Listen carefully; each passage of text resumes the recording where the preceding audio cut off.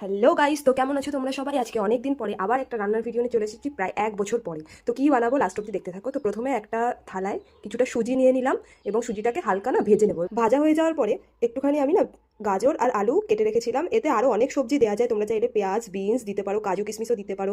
তারপর স্বাদের জন্য একটুখানি ঘি দিয়ে দেবো, আর বেশি করে রিফাইন তেল দেবো, কারণ আমরা ঘির গন্ধ সহ্য করতে পারি না। তেল গরম হলেই তার মধ্যে কেটে রাখা সবজিগুলো দেবো, একটুখানি নাড়িয়ে চাড়িয়ে তারপরে নুন দেবো, একটু নাড়িয়ে নিয়ে তাতে পরিমাণ মতো হলুদ দিয়ে দেবো, আবার নাড়িয়ে নিয়ে তাতে একটু স্বাদ মতো চিনি দিয়ে দেবো, কারণ সুজি জিনিসটা না একটু মিষ্টি খেতেই ভালো লাগে, কিন্তু এটার নাম যেহেতু ঝাল সুজি তাই চিনি দিলেও তাতে কি হয়েছে, তাতে 2 টুকরো আমি আবার কাঁচা লঙ্কা কুচিয়ে তাতে দিয়ে দিয়েছিলাম।